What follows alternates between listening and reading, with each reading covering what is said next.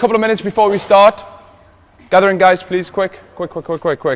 So, I always get up every day. I'm making it more and more of a routine, even the days that I'm coaching now, to get up and do a morning ritual routine, right? That's something that will prepare me the very best mentally, physically, emotionally for the day, okay? So many people allow their emotions to rule their decisions, right?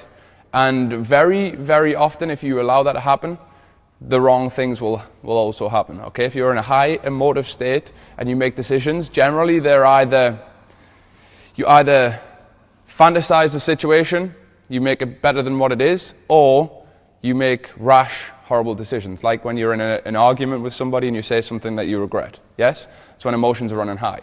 So, like this morning, up at 4:30, right? Nothing changes the fact that I'm in here at like 6 a.m. I get up at 4:30, got up, had a coffee, showered, read for 15 minutes, and then done breathing and meditation for another 15 minutes, okay? And I always have 3 things that I'm grateful for every day, so write that down.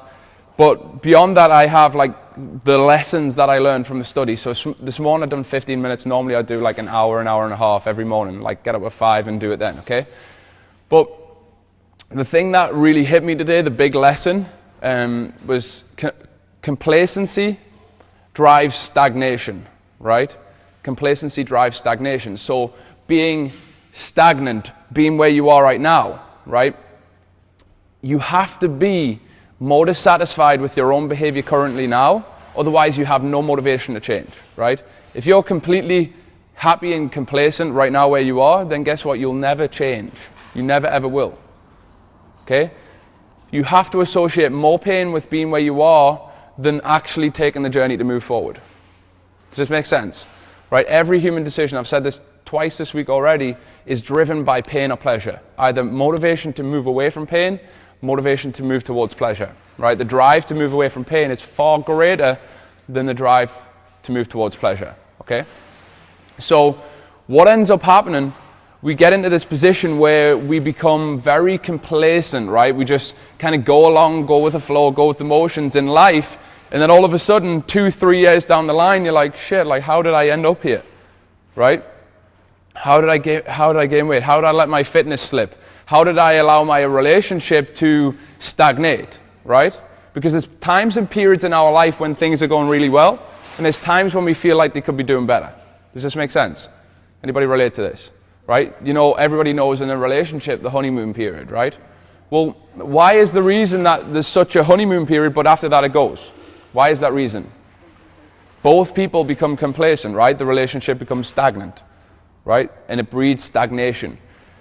Both people have to have complete dissatisfaction with where they are right now, okay, in order to have the motivation to change. So I'm really conscious, and I'm making a real conscious decision right now that the first thing that I do when I wake up is going to impact my day for the rest of the day. The last thing that I do before bed will impact my mind ready for the next day, okay? And like honestly, each and every one of you have the ability, desire inside of you somewhere to pull that out and move towards where you want to be, okay? If you, like I said, if you don't associate pain with where you are right now, you will never move away from there, okay? If you're quite happy staying where you are, every single thing that you do is driving you towards what you presume to be pleasure, okay? If you associate more pain with going through exercise regimes, sticking to, I don't know, study, sticking to nutrition plans, if that's more painful than staying where you are right now, then guess what? You'll stay where you are, right? What we have to do is switch the pain-pleasure barriers, right? Where are they placed? We have to take that pain of doing the diet, doing the nutrition plan, doing whatever is necessary, and place that on being where we are now, okay? Associate more pain with being here than moving forward. Does that make sense? It's far too easy for a lot of us to go, you know what, I can't be bothered to train today. You know what, I had such a terrible day today. I'm going to drink a glass of wine. I'm going to have a bottle of wine. I'm going to go out for a meal. I can't be bothered to cook meals or food. And there's often, like, I don't know, like tomorrow night, I won't be drinking, right? I'll party because right now I'm working on things that I have to do, and I don't really particularly enjoy drinking. I do it numerous times, the next day regret it, right? So this time I'm like, okay, I'm not literally going to fall into that trap again. And that's a choice for me. because I now have to kind of start switching my pain barriers, right? And you might be experiencing this too. You might think, oh, it's so painful missing out on all of that socializing, but now try transferring that pain to the next day when you regret it and you feel horrible and everything else. It will change how you think about it, okay? So there are multiple things in our life that we want to achieve and do, and there are multiple things that you can do if you're willing to just take the time to understand them, right? And remember, this is the message for today. Complacency drives what? Stagnation, right? Who wants to be stagnant? No? Has anybody ever walked through a stagnant pool of water before? Yeah? How does it smell? Yeah, tough money, yeah. How does it smell? Would you drink from it? Would you drink from a fresh stream? Fresh river, mineral water? Yes? What's happening with it? Constant movement, right? Constant movement. And it's just 1% every day. Imagine you got 1% better today, 1% better tomorrow, 1% better the day after. What does that equate to over a year?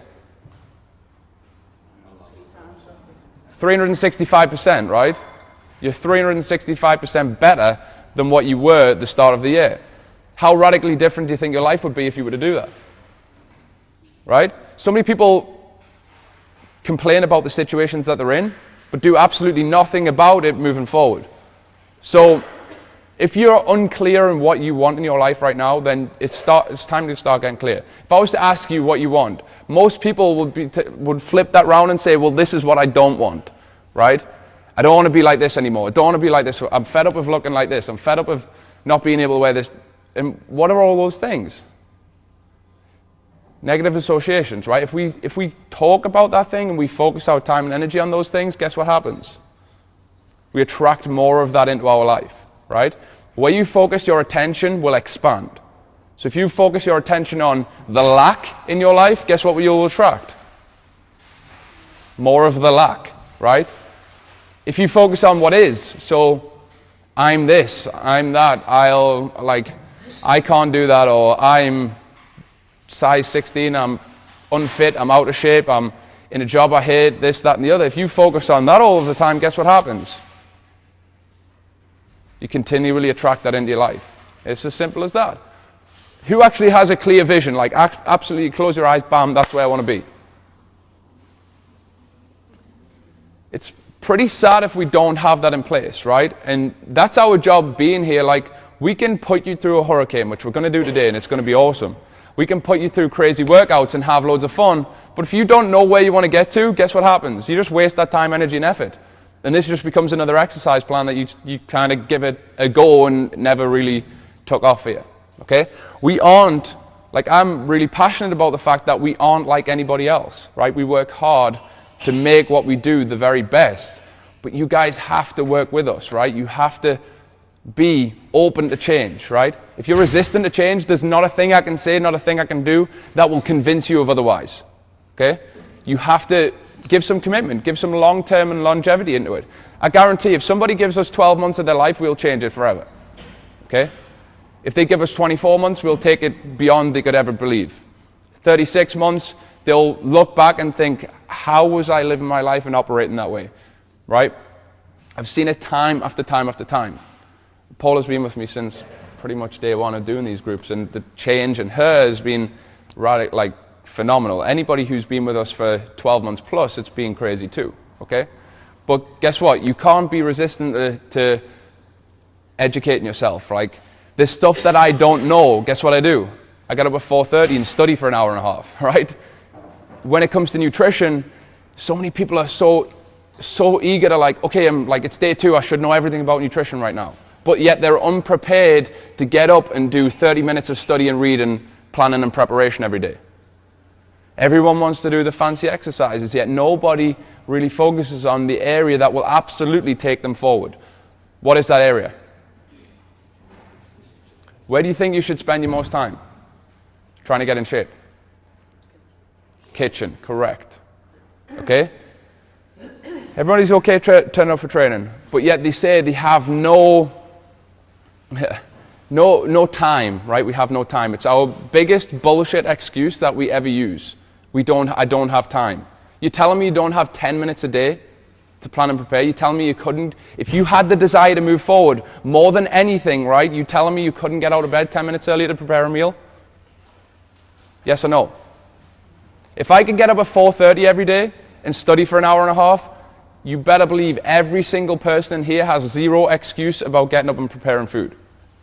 That is, if your desire to move forward is higher than your desire to stay the same. Okay?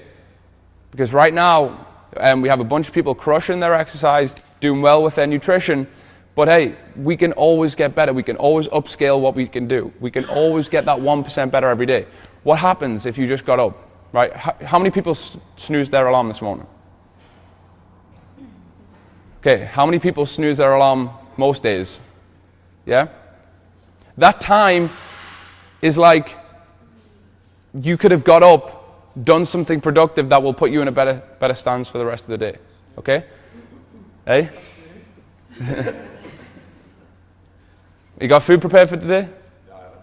Good. Well, there you go.